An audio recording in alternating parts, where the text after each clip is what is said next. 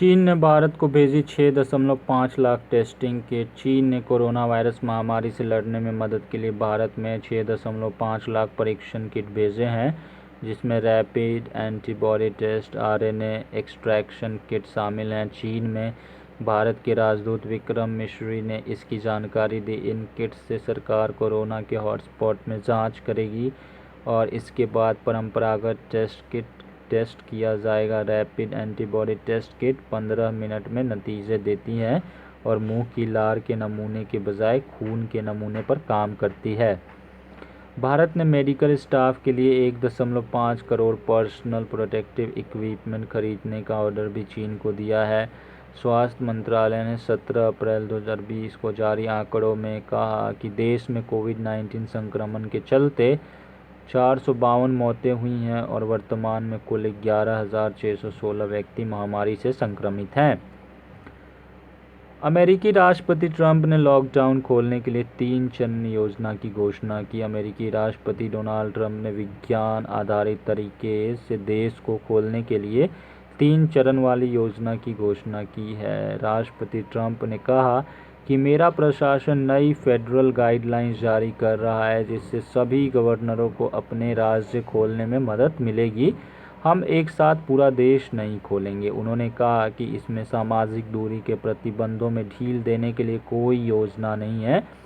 राज्य को चरणबद्ध तरीके से खोलने से पहले वहां कोरोना वायरस के मामलों और पॉजिटिव टेस्टों के मामलों में कमी दर्ज करनी होगी। अमेरिका के 9 राज्यों में संक्रमण के 1000 से कम मामले हैं। इन राज्यों में रोजाना 30 से कम नए मामले आ रहे हैं।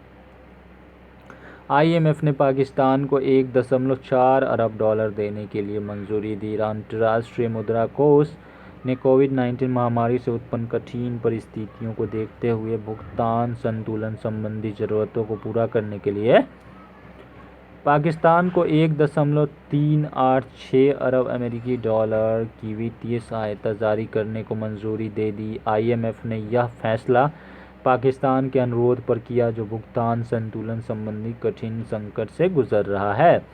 यह राशि 6 अरब डॉलर के उस राहत पैकेज के अतिरिक्त होगी जिसके लिए इस्लामाबाद ने जुलाई 2019 में आईएमएफ के साथ एक समझौते पर हस्ताक्षर किए थे। आईएमएफ के प्रथम उप प्रबंधक निदेशक और कार्यकारी अध्यक्ष जेफरी ओकामोटो ने कहा कि कोविड-19 महामारी के प्रकोप से पाकिस्तान की अर्थव्यवस्था पर काफ़ी असर हो रहा है। दक्षिण कोरिया में राष्ट्रपति मून जे-इन की पार्टी ने जीता चुनाव। कोरोना वायरस के साए में दक्षिण कोरिया में 15 अप्रैल 2020 को हुए संसदीय चुनावों में राष्ट्रपति मून जे-इन ने जीत हासिल कर ली है। 300 सीट वाली दक्षिण कोरिया की संसद में मून जे-इन की डेमोक्रेटिक पार्टी ने 163 सीट हासिल की है। साथ ही उनकी सहयोगी प्लेटफॉर्म पार्टी को 17 सीटें मिली हैं। इसके साथ ही सत्ताधारी डेमोक्रेटिक गठबंधन को 300 सीट में से 180 सीटें हासिल हुई। साल 1992 के चुनाव के बाद हुए मतदान का यह सर्वाधिक आंकड़ा है। देश भर में बनाए गए लगभग 14,000 मतदान केंद्रों पर वोटरों की लंबी लंबी कतारें देखने को मिली थी। इन चुनावों को राष्ट्रपति मून जे-इन के आधे कार्यकाल और कोरोना से निपटने के लिए उठाए गए कदमों के जनमत संग्रह के तौर पर देखा जा रहा है। वित्त वर्ष 2020-21 के मध्य तक मुद्रास्फीति के 4% से नीचे आने का अनुमान आरबीआई। भारतीय रिजर्व बैंक के गवर्नर शक्तिकांत दास ने 17 अप्रैल 2020 को कहा कि मुद्रास्फीति में गिरावट का रुख है और केंद्रीय बैंक का अनुमान है कि चालू वित्त वर्ष की दूसरी छमाही में मुद्रास्फीति दर घटकर उसके 4% के लक्ष्य से नीचे आ जाएगी। उन्होंने कहा कि उपभोक्ता मूल्य सूचकांक पर आधारित खुदरा मुद्रास्फीति अपने जनवरी 2020 के शीर्ष स्तर से 1.70% तक नीचे आ गई है।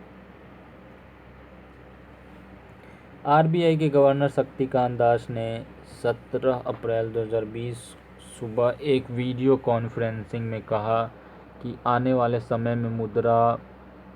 समय में आपूर्ति पक्ष के अवरोधों के बावजूद मुद्रास्फीति और भी घट सकती है और वित्त वर्ष 2020-21 की दूसरी छमाही तक यह 4% के उसके लक्ष्य से भी नीचे आ सकती है।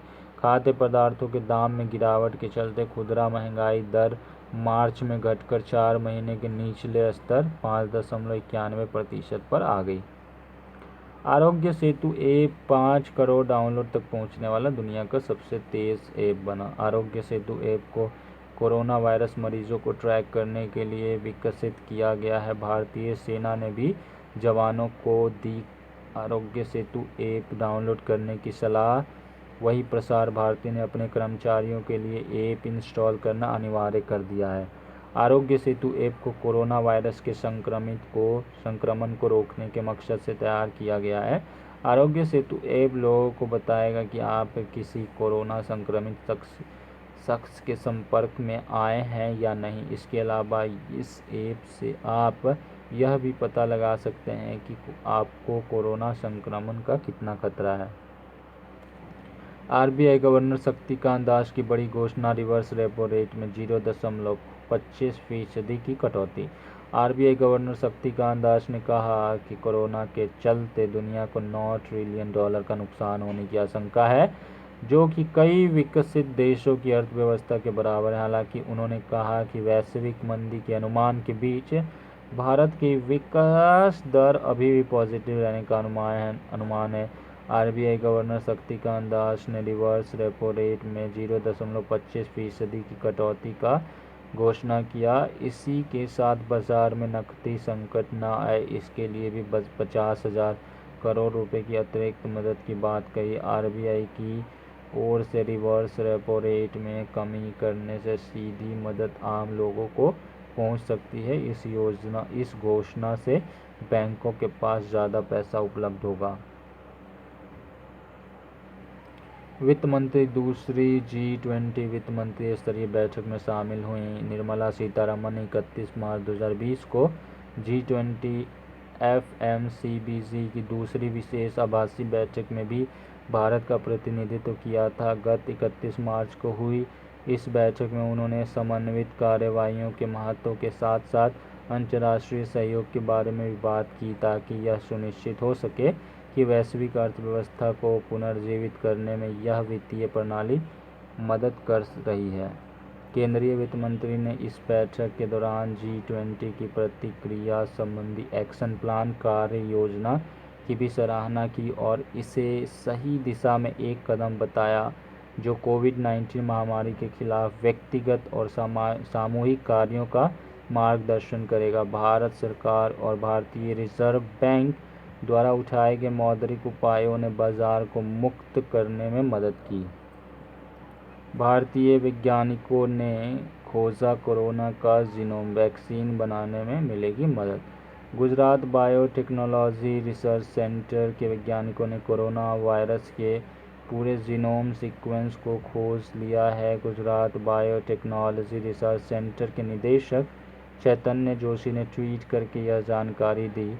बाद में गुजरात के मुख्यमंत्री कार्यालय ने भी इसे रीट्वीट किया और वैज्ञानिकों को बधाई दी।